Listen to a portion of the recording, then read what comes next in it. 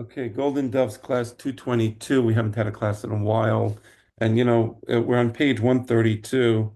The last page is page 147. So got another 15 pages to go, I think, if my arithmetic is still still cogent.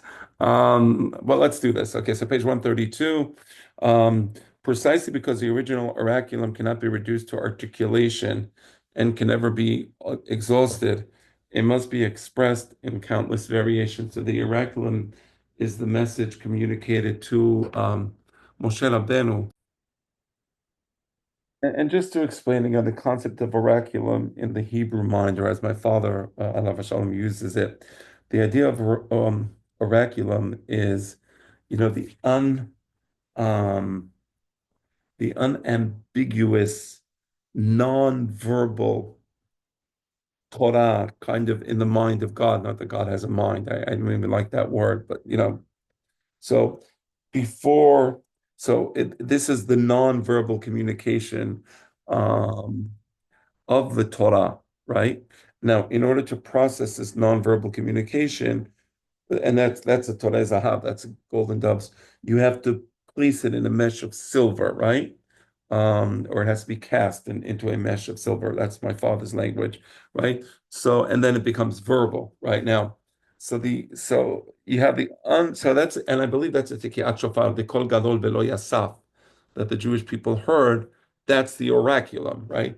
And it was obviously it was terrifying. Well, of course, it would be terrifying to be exposed to the oraculum. Um, and that's why they say, they tell Moshe Rabbeinu, that's it. We can't hear the voice of God anymore. So, but the point is as follows: because the original oraculum cannot be reduced to articulation. I'm sorry, right? You can't reduce the oraculum to articulation, to words, right? The thought of God is infinite, right? It can't be just reduced to words. Meaning, you can reduce it to words, but those words are not the original oraculum. That's the point that's being made here, right? So yeah, you can cast the golden doves into silver, into a silver mesh, but the silver mesh is not the golden doves, right? That's the point. And therefore, it may be expressed in countless variations. You see, that's that. There you go. So you have a countless silver dots to express the Torah. And if you have countless derashot to express the words of the Torah, to express the dinim of the Torah, to express the ideas contained in the Torah. Eternity of the Torah, a fundamental premise in Hebrew thought, thus takes on a dynamic aspect. A very, very interesting point my father makes. The idea, of course, that the Torah is eternal, right? It's the Torah shebichtav is eternal, and the primary laws of the Torah are eternal. Uh, Also, Torah shebe'al peh is part of the Torah, of course, and though that Torah shebe'al peh that was given to Moshe Rabbeinu is eternal, right? But it's not just eternal in the sense of time. Fresh and hitherto unknown significations may always be discovered. It's eternal in terms of there's an infinite possibility of new interpretations on the golden doves. And by the way, it's important. Of course, when we say infinite, we don't mean total. There's a difference between infinite and total. I can't, the golden dove is shaped like a golden dove. So a golden dove is not a chair, right? Um, a golden dove is not it's not a it's not a tree, right? So the point is the silver mesh, there's infinite variations of silver mesh around the golden dove, but it's always going to be a reflection somehow of something to do with the golden dove. So you can, for example, say, I'll make a derashan the Torah that really, Shabbat is a day of work and not a day of rest, right? Yeah, that it's just important to understand. Not every derasha is a valid derasha, right? There's a limit, right?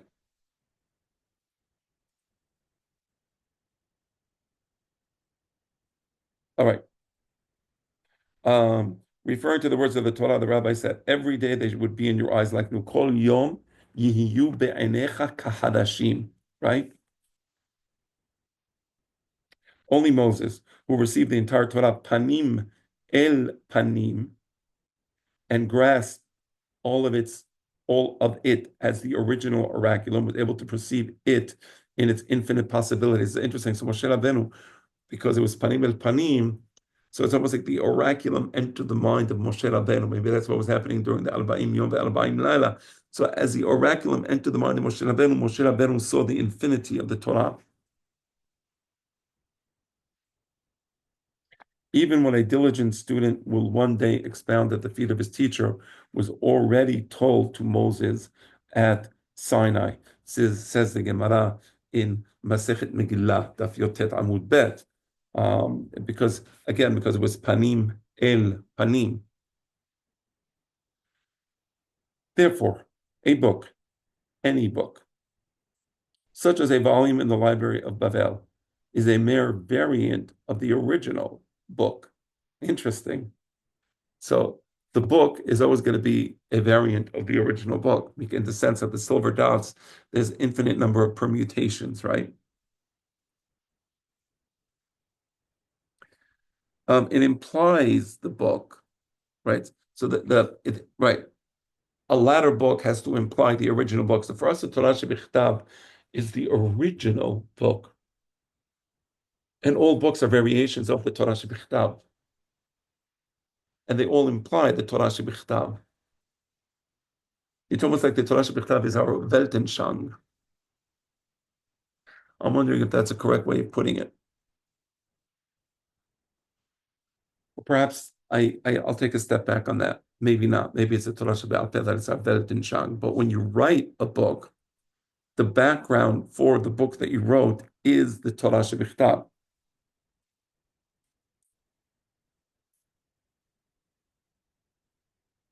It implies the book. Without it, meaning without the original book, it is meaningless, right? Because any book you write, you're going to write a book on knowledge, on this, so what's the point of it?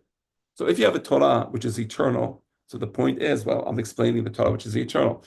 What are you doing otherwise? You're kind of like just, giving us your ideas. Like, who cares what your ideas are?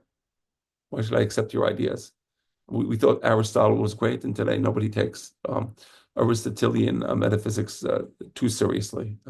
I mean, again, I'm not putting down Aristotle, but right, it's not compelling. Today, there's going to be another person who's compelling, which is not based on the Bible or not based on the Torah Shebichtav, right? So why would we take that seriously? You understand? Let's say a person wants to deliver a message based on the New Testament.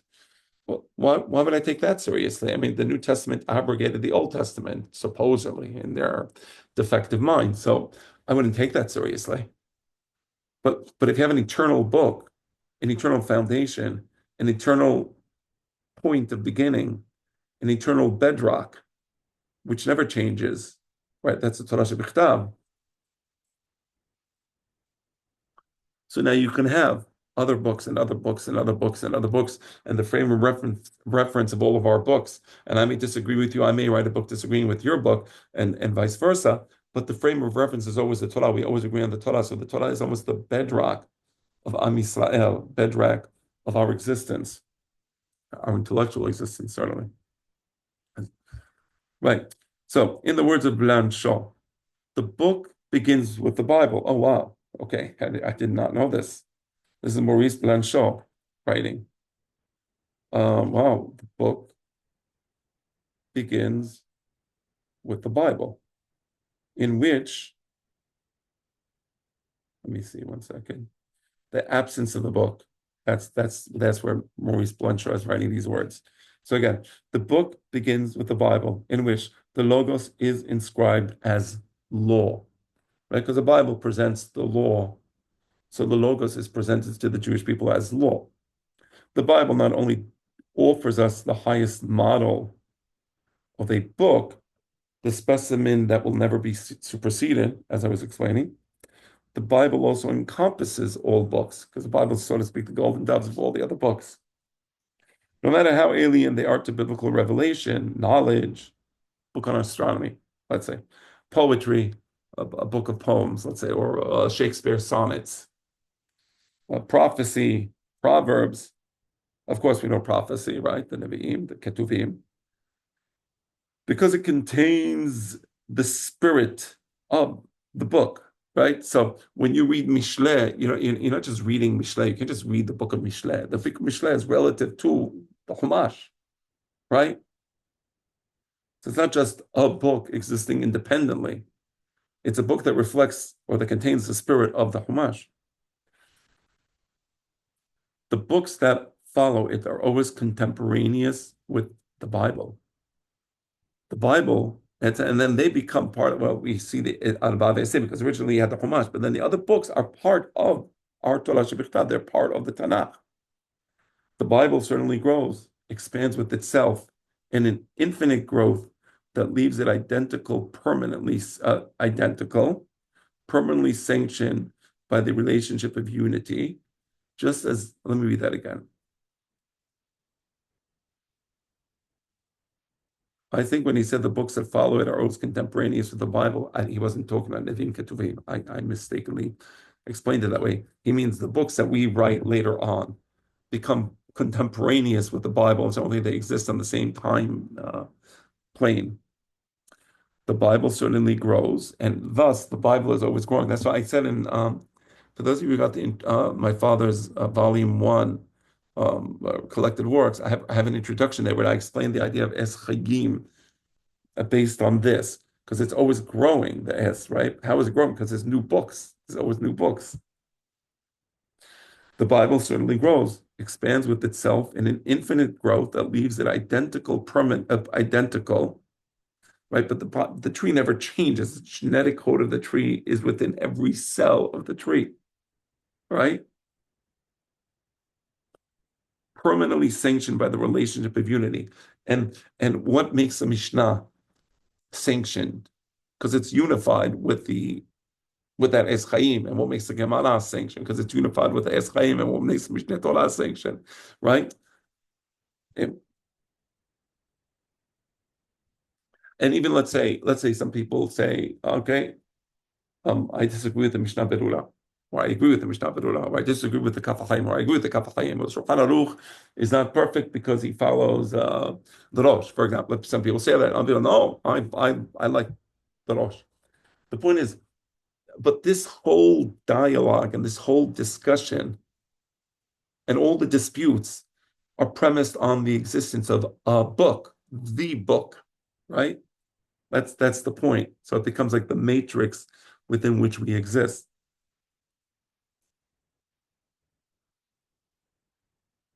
That's the relationship of unity.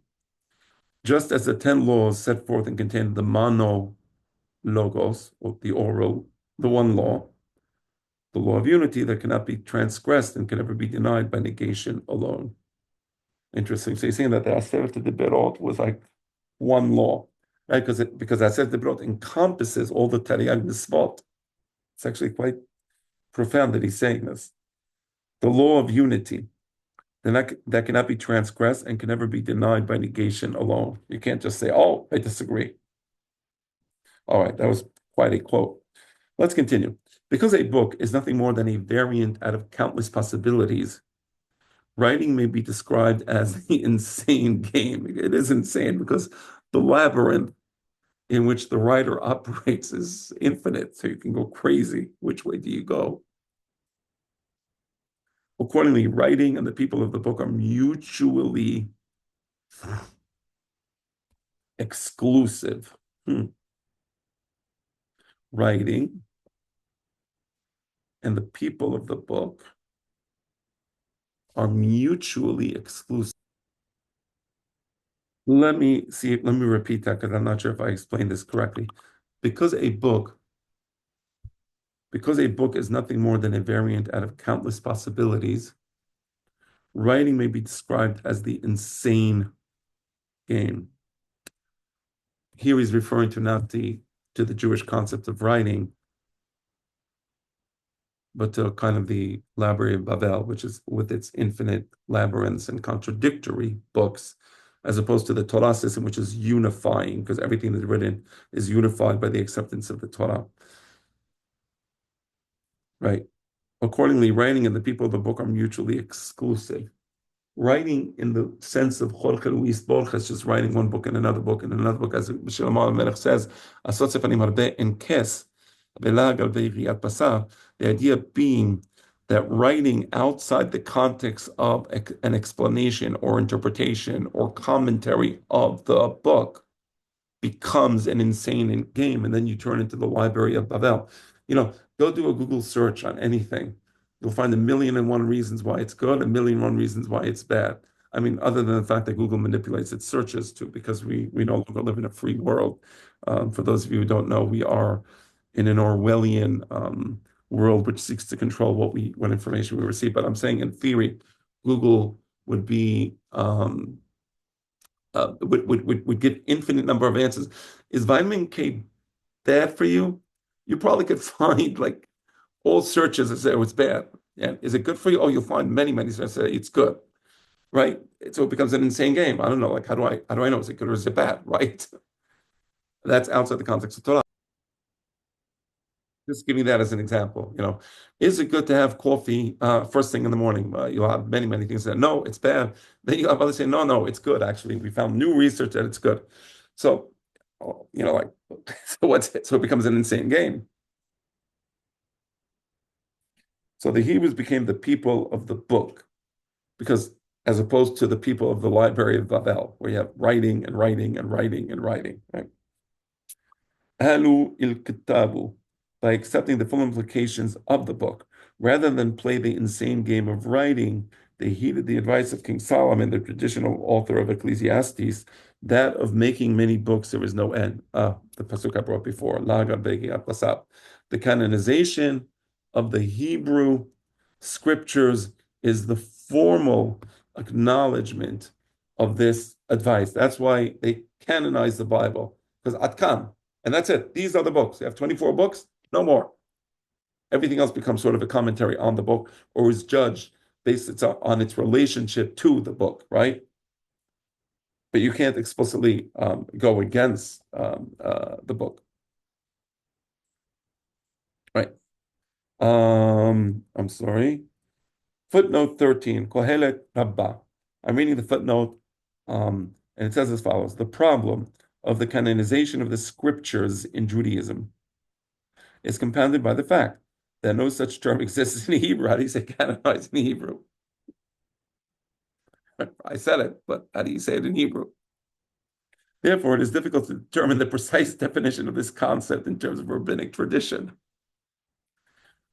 Many scholarly controversies concerning this issue stem from different or imprecise definitions of this term.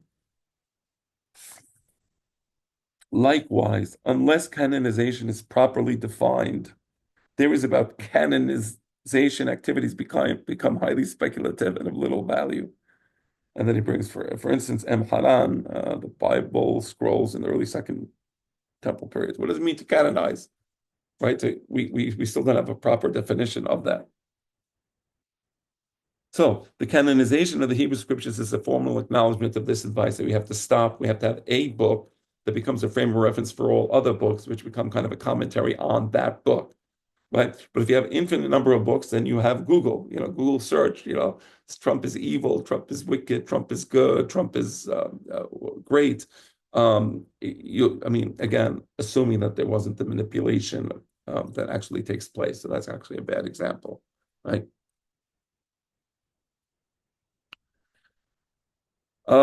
Henceforth, writing would be a surrogate for the spoken word. It would belong to the oral law, which is the commentary of the written law. That's very interesting. So by saying this is the Torah Shebichtav, everything else becomes part of the Torah Shebe'al Peh. Well, the Torah Shebe'al Peh, by definition, is a commentary on the Torah Shebichtav. So everything becomes with reference to the Torah Shebichtav, right? So maybe there'll be a machloket among the poskim A, B, C, D, but nobody would say I disagree with the pasuk Shaltam le'ot al yadecha. Right? Right. If somebody said that, he wouldn't be part of the discussion and part of the Torah Shebe'al Peh, right? So the book is the ultimate unifying factor. Okay, we'll stop here.